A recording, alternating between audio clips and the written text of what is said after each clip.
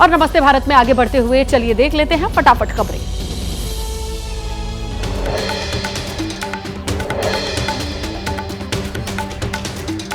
हिमाचल प्रदेश के किन्नौर में भारी तबाही। रिस्पा नाले में पानी के साथ तेज बहाव में दिखे पत्थर। रिस्पा गांव की सड़क पूरी तरीके से टूटी, इलाके का संपर्क टूटा।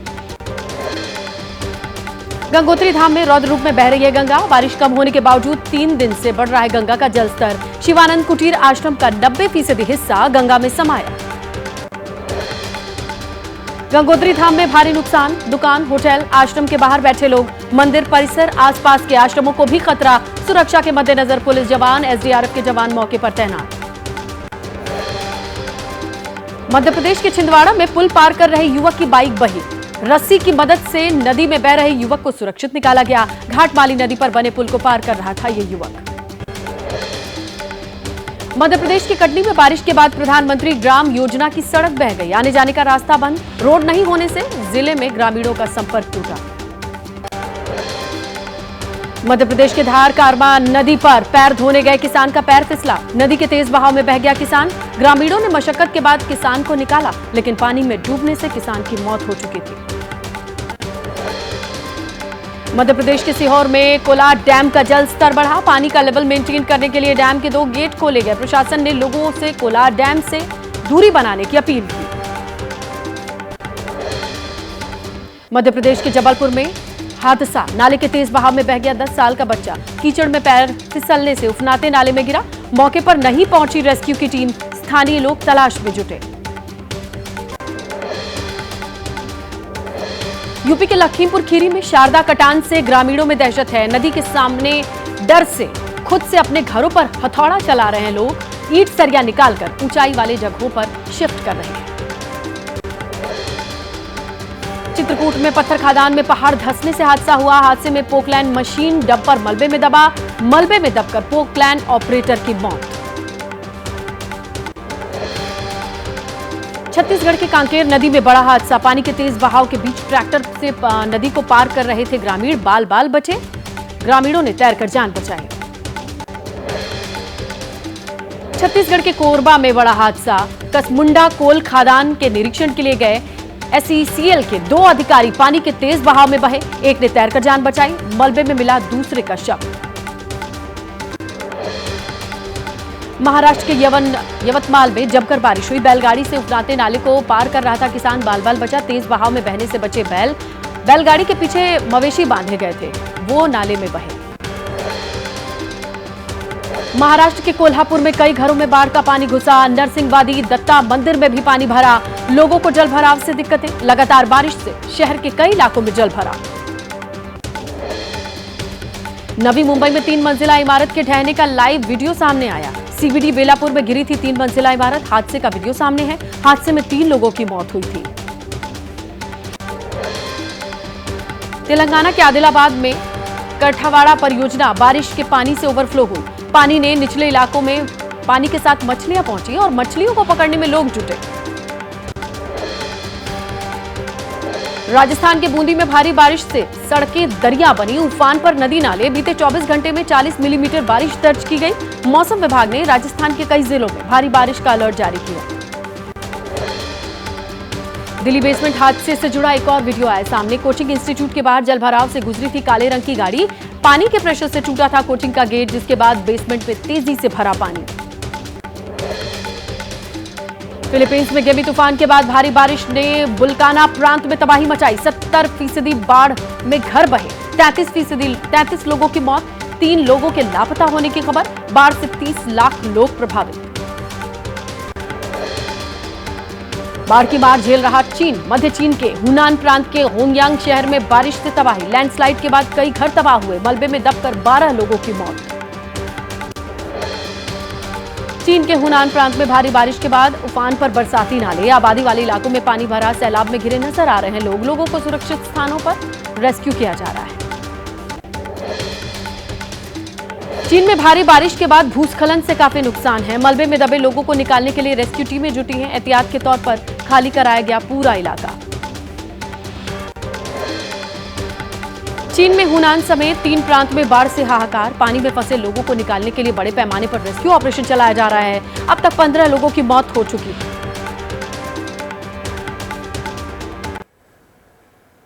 आइए स्पोर्ट्स की खबरों पर नजर डालते हैं। मनु भाकर ने पेरिस ओलंपिक में भारत के लिए पहला मेडल जीता। शूटिंग के 10 मीटर एयर पिस्टल में मनु ने ब्रॉन्ज पर निशाना लगाया। इस जीत के साथ मनु भाकर ओलंपिक इतिहास में मेडल जीतने वाली पहली महिला भारतीय शूटर बन गई है। मनु भाकर ने जीत के बाद कहा, मैंने आखिरी शॉट तक हिम्मत रखी। मेरे दिमाग में गीता का एक संदेश चल रहा था, जहां बस कर्म करो, पल की चिंता नहीं। मनु भाकर को प्रधानमंत्री नरेंद्र मोदी ने बधाई दी। एक्स पर लिखा, सफलता इसलिए और भी खास है क्योंकि वो भारत के लिए शूटिंग में पदक जीतने वाली पहली भारतीय महिला बन गई हैं। ये एक अविश्वसनीय उपलब्धि।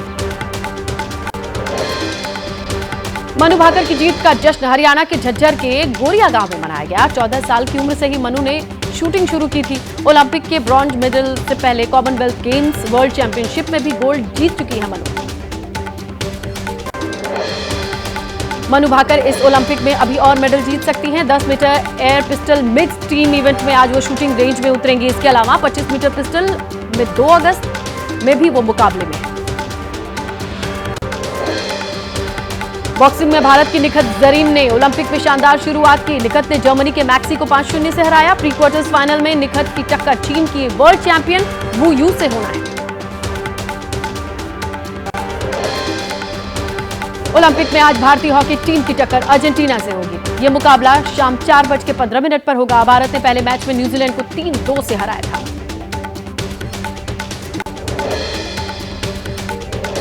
शूटिंग में आज रमिता जिंदल मेडल पर निशाना लगाने के लिए रेंज में उतरेंगी। 10 मीटर एयर राइफल इवेंट के फाइनल में रमिता का मुकाबला दोपहर 1 बजे होगा। क्वालिफिकेशन में रमिता 5वें नंबर पर रही। पेरिस ओलंपिक में शूटर अर्जुन बाबूता ने जगाई है मेडल की उम्मीद। अर्जुन ने फाइनल में क्वालिफाई किया है। आज दोपहर 3:30 बजे 10 मीटर एयर राइफल इवेंट का फाइनल। तीरंदाजी के क्वार्टर्स फाइनल में आज शाम 6:30 बजे भारतीय टीम को चुनौती पेश करेंगे। तुंद्रे, पी धीरज और प्रवीण की टिकरी मैदान में उतरनी है। मेडल मैच आज ही होगा। भारत ने श्रीलंका T20 सीरीज जीती। दूसरे T20 मैच में श्रीलंका को 7 विकेट से हराया। इस जीत के साथ भारत ने पिछले दौर पर मिली हार का हिसाब बराबर किया। श्रीलंका ने भारत को 162 रन का लक्ष्य दिया था। इसके बाद बारिश आई और जब दोबारा मैच शुरू हुआ तो टारगेट चेंज हो गया। भारत को 8 ओवर में 78 रन का लक्ष्य मिला, जिसे भारत ने 9 गेंद पहले ही हासिल कर लिया। भारत के लिए यशस्वी जायसवाल 15 गेंद पर 30 रन की तेज पारी खेलते नजर आए। वहीं पिछले मैच में अर्धशतक लगाने वाले कप्तान सूर्य कुमार यादव ने 12 गेंदों पर 26 रन जड़ दिए। भारत के लिए रवि बिश्नोई ने सबसे ज्यादा 3 विकेट लिए। 4 ओवर में उन्होंने सिर्फ 26 रन दिए और इसके अलावा भी उन्होंने कई अहम विकेट लिए। अर्शदीप सिंह, हार्दिक पांड्या, अक्षर पटेल ने श्रीलंका के खिलाफ 2-2 विकेट लिए। भारत की शानदार बॉलिंग के आगे श्रीलंका की टीम 161 रन पर ढेर हो गई। T20 एशिया कप फाइनल में भारतीय महिला टीम का सपना टूटा। श्रीलंका ने भारतीय महिला टीम को 8 गेंद रहते 8 विकेट से हराया। भारत ने श्रीलंका को 166 रन का लक्ष्य दिया था। कुछ और खबरें भी हैं, उन्हें भी देख लेते हैं फटाफट अंदाज में।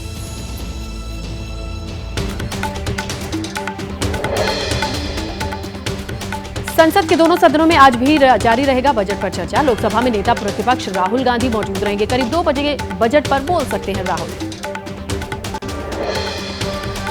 पीएम मोदी की अध्यक्षता में हुई मंत्रिपरिषद की बैठक। राम मंदिर, काशी विश्वनाथ कॉरिडोर की तर्ज पर राज्यों के प्रमुख मंदिरों के विकास पर चर्चा हुई।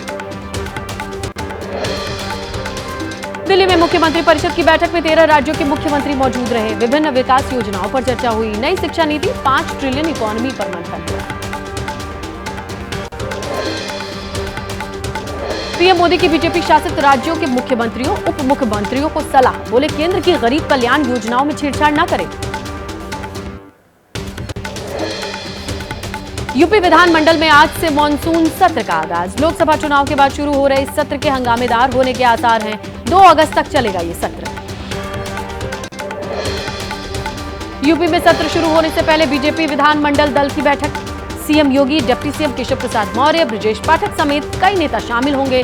सत्र को लेकर रणनीति बनेगी। अखिलेश यादव का मास्टर स्ट्रोक, यूपी में माता प्रसाद पांडे को बनाया नेता प्रतिपक्ष। सिद्धार्थनगर की इटवा सीट से 7 बार के विधायक हैं माता प्रसाद पांडे। यूपी में नेता प्रतिपक्ष बनते ही माता प्रसाद पांडे का बीजेपी पर वार, बोले यूपी सरकार ने यूपी का विनाश किया, कानून व्यवस्था भ्रष्टाचार पर घेरने का प्लान। यूपी के डिप्टी सीएम केशव प्रसाद मौर्य ने प्रतिपक्ष बनने पर माता प्रसाद पांडे को बधाई दी। साथ ही कहा अखिलेश यादव ने पिछड़े दलितों को धोखा दिया।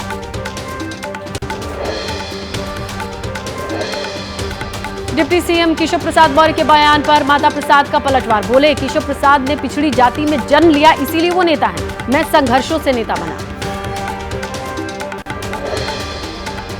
एबीपी न्यूज से बोले बलिया के सांसद सनातन पांडे, राष्ट्रीय अध्यक्ष का विजन है सबको साथ लेकर चलने का। ब्राह्मण भी ठाकुर भी पीडीए का हिस्सा। माता प्रसाद पांडे के नेता प्रतिपक्ष बनने पर यूपी कांग्रेस अध्यक्ष अजय राय बोले सदन के पुराने सदस्य हैं, उनके नेतृत्व में विपक्ष लड़कर अपनी बात सदन में रखेगा। आज जंतर मंतर से संसद भवन की तरफ कूच करेंगी महिलाएं। कांग्रेस की कार्यकर्ता 33% महिला आरक्षण विधेयक को लेकर इसे लागू कराने की मांग को लेकर घेराव करेंगे। डिप्टी सीएम केशव प्रसाद मौर्य के समर्थन में उतरे यूपी के राज्य मंत्री धर्मवीर प्रजापति, बोले जब संगठन काम करता है तभी बनते हैं सांसद, विधायक और सरकारें।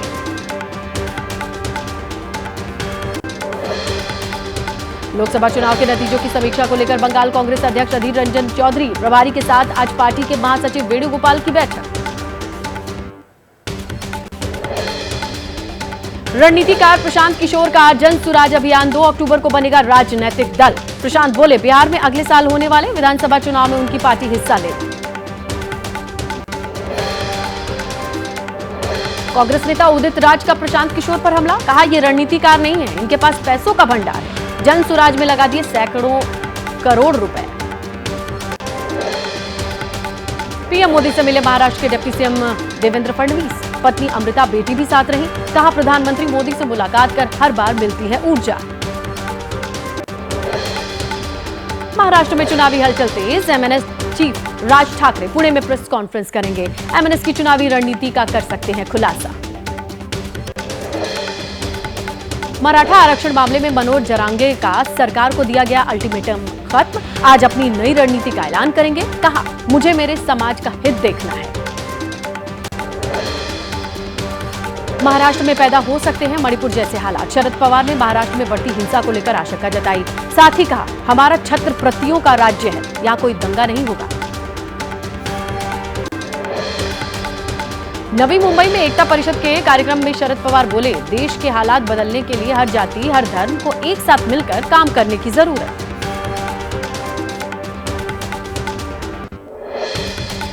केंद्रीय मंत्री गिरिराज सिंह का राहुल गांधी पर हमला, कहा घूंघट प्रथा पर तो उनकी जुबान खुल जाती है, लेकिन कभी हिजाब और बुर्के पर उनकी जुबान नहीं खुलती। केंद्रीय मंत्री बंदी संजय का बड़ा बयान ऐलान, कहा अगर तेलंगाना में बीजेपी की सरकार बनती है तो चार मीनार के भाग्य लक्ष्मी मंदिर को स्वर्ण मंदिर में बदल दिया जाएगा। हरियाणा की जींद से खाप पंचायत का फरमान, live in relationship same sex marriage पर प्रतिबंध लगाने की मांग, कहा अगर बैन नहीं लगा तो आंदोलन करेंगे।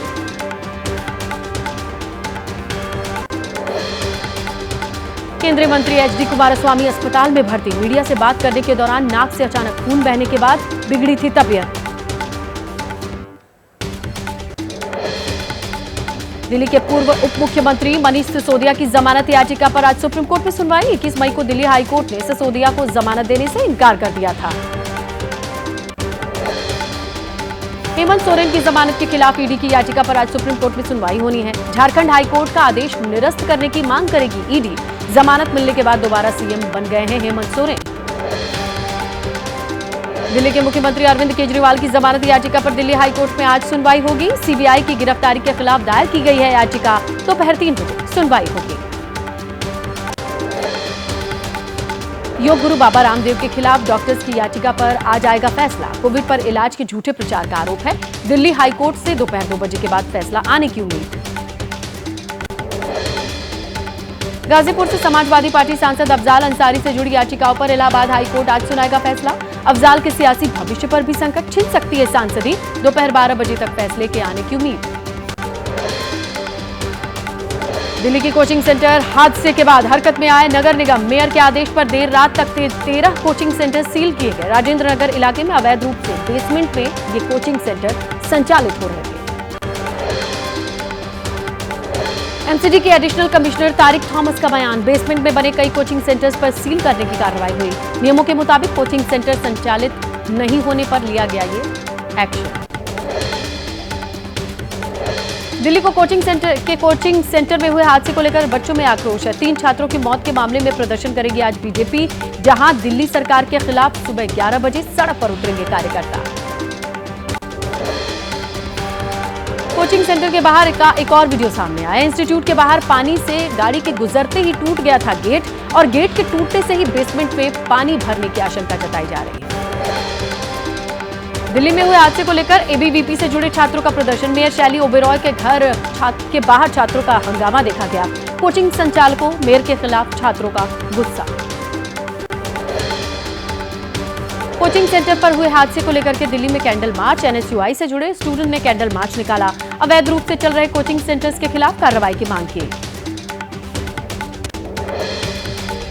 आज से दिल्ली एनसीआर में 60 रुपए किलो की दर से टमाटर बेचेगा एनसीसीएफ। टमाटर की बढ़ती कीमतों से लोगों को राहत पहुंचाने का मकसद है। आज है सावन का दूसरा सोमवार। सुबह से ही शिव मंदिरों में जलाभिषेक के लिए श्रद्धालु उमड़ रहे हैं। सावन के महीने में शिवलिंग पर जलाभिषेक का विशेष महत्व होता है। 22 जुलाई से हुई थी सावन महीने की शुरुआत। इस बार सावन में होंगे कुल 5 सोमवार। सोमवार के दिन भगवान शिव को प्रसन्न करने के लिए जलाभिषेक करते हैं भक्त।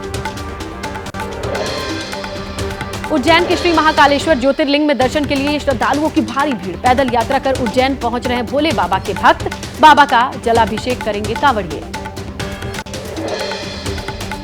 सावन के दूसरे सोमवार को लेकर के आगरा के मंदिरों में शिव भक्तों की भारी भीड़ है। भगवान शंकर के जलाभिषेक के लिए कांवड़िए उमड़ रहे हैं।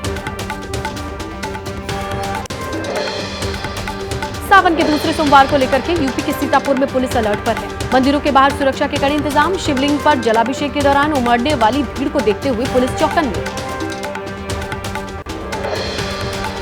कांवड़ मेले को लेकर हरिद्वार में सुरक्षा के पुख्ता इंतजाम। सीसीटीवी के जरिए कांवड़ मेले पर रखी जा रही है नजर। मेला क्षेत्र में लगाए गए हैं कई सीसीटीवी। कंट्रोल रूम से निगरानी हो रही है।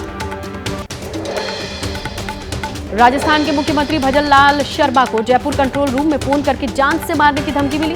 दौसा के जेल से ये फोन किया गया। जेल में सर्च ऑपरेशन में 10 मोबाइल फोन मिले। आरोपी नीमो से पूछताछ जारी। टीएमसी नेता गोपाल तिवारी की दबंगई का एक और वीडियो सामने आया। आरोपी नेता की गिरफ्तारी के बाद वायरल हुए वीडियो में पीड़ितों से मारपीट करने और धमकी देते नजर आ रहे टीएमसी नेता गोपाल तिवारी। महादेव ऐप सट्टेबाजी केस में गुजरात पुलिस को बड़ी कामयाबी। दुबई से लौटा भरत चौधरी गुजरात से गिरफ्तार। 5200 करोड़ का हिसाब किताब मिला। जांच के दौरान बड़े खुलासे की भी उम्मीद।